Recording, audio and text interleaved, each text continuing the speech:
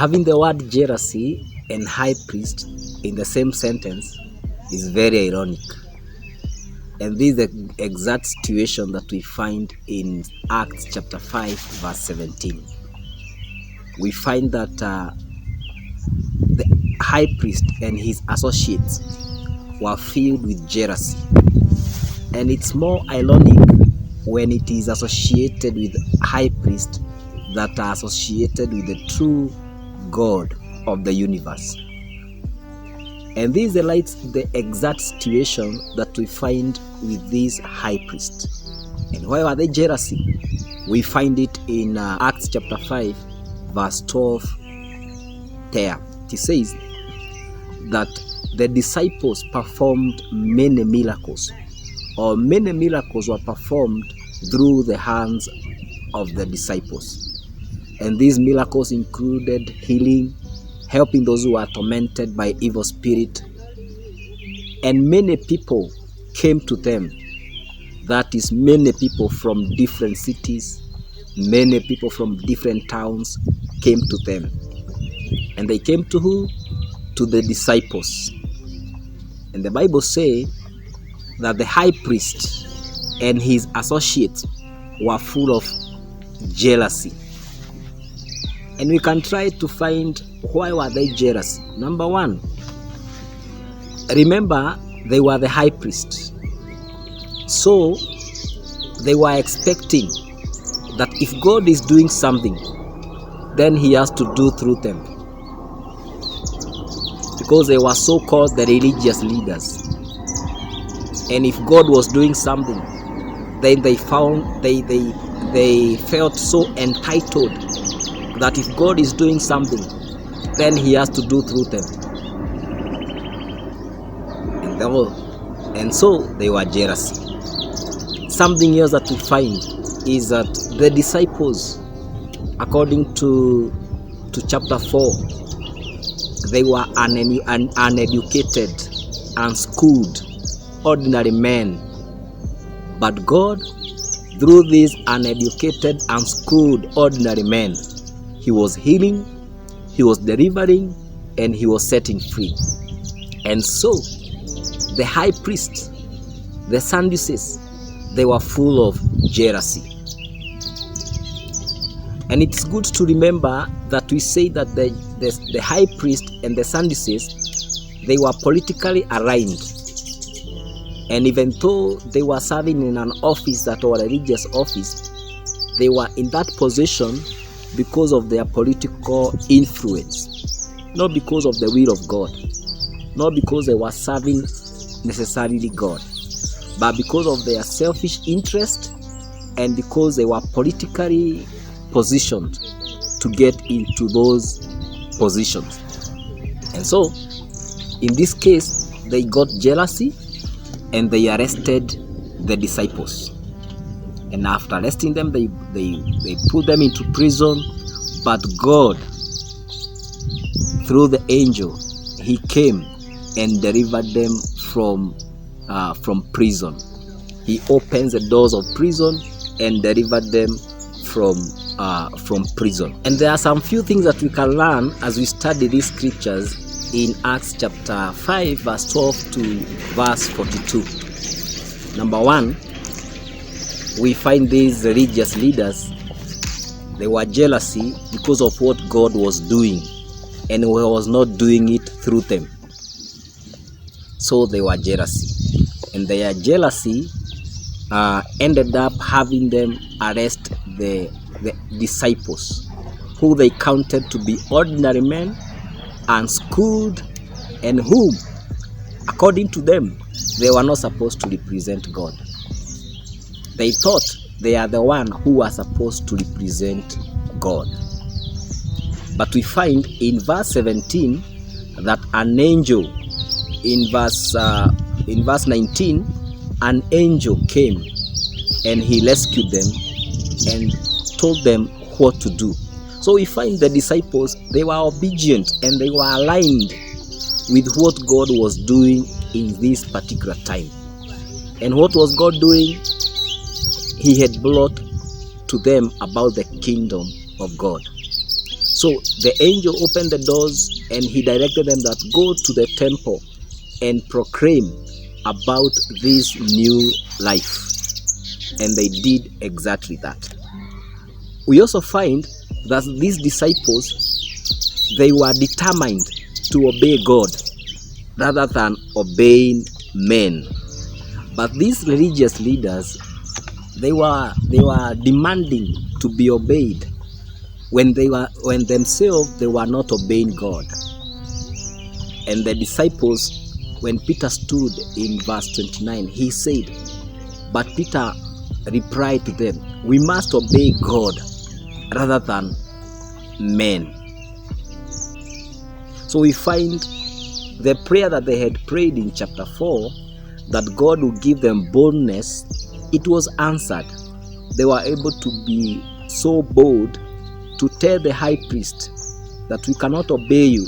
Yes, you commanded us not to preach in this name, but for us, we have to obey God rather than obey men.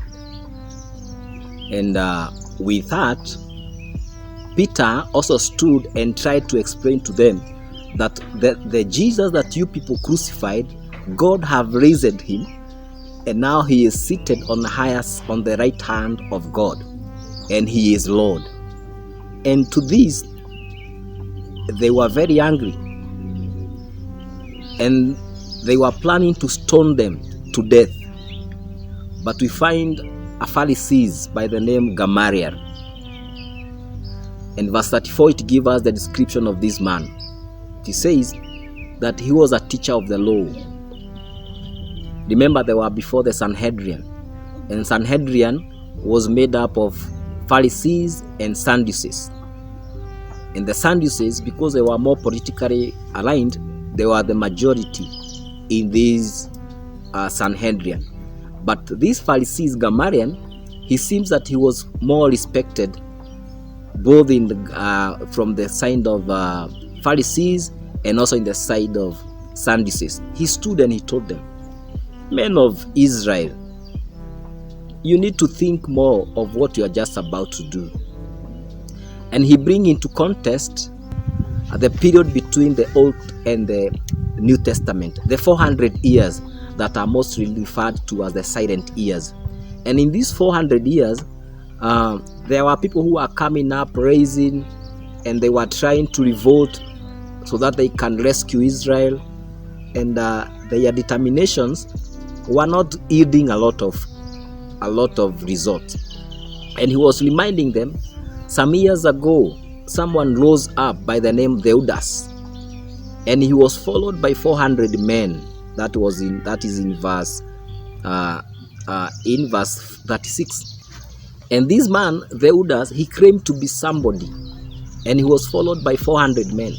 But when this man was killed, his followers scattered, and they were no more. Then there arose another one who was called Judas, and the same happened to him. When he was killed, his followers scattered, and the group was no more. So he was telling them, in this recent case, we have a man by the name Jesus of Nazareth, and he was killed. If what they are doing is of human origin, it will come to an end. So the wise man, Gamaliel, told them that anything that is from men will always come to an end. But he tells them a very interesting wisdom from Gamaliel in verse 38, that if these people, what is we see from them is from God, then I am afraid we will not be able to stop it. And if we will not be able to stop it, he tells them in verse 39, we will find ourselves fighting against God. Very interesting. That fighting against God's agenda is fighting against God. Fighting against what the will of God is fighting against God. The wisdom from our respected teacher of law, Gamaliel. And we all know no one can be able to fight God and win. No human being who can be able to fight against God and win. So he advises them, let's leave these men alone. Because if it's what is within them is from men, it will come to an end. But if it is from God, we will find ourselves fighting against God. So the disciples were ordered to be released, but not without being beaten, and they rejoiced that they were being beaten for a better cause. And they were released, and they didn't stop. In verse 42 says, and every day, both in temple courts and from house to house, they did not stop teaching and proclaiming the good news that Jesus was Christ. So a few things that we find from these verses. Number one, the religious leaders who are not aligning themselves to what God was doing, they gave room to the spirit of jealousy to feed them. If you want to overcome the spirit of jealousy, align yourself to what God is doing. He might not be doing it through you as you would think. He might not be doing through the people that you'd like him to do it through too. He might be using people who are junior more than you. He might be using people who seems to be not commanding a good respect. But if it is God who is doing it, just join it. Rather, if you don't, you will find yourself being filled with the spirit of jealousy. Number two, we find that the disciples, they were so determined to obey God and rather than obey men. Sometimes we will find ourselves, God is convincing us to do something, and we find the majority. In this case, when we say majority, we are saying an upper hand. We are saying a quarter that is more powerful than we are is against what we are supposed to do, or it's against the assignment that God has given to us. But I would say we had better obey God rather than obey men. Number three, we find that anything that is from human origin will always come to an end. But anything that is from God will never come to an end. And number four, whenever we are fighting a God agenda, we are fighting God himself. May God help us. May he give us grace not to fight him. Even if we don't understand what he is doing, just to join him and not to join the enemy fighting God. Because if we fight God, we will never, ever be able to defeat him. We will never, ever be able to overcome him. God bless you. God give you grace to always stand and be counted on the side of God. Thank you.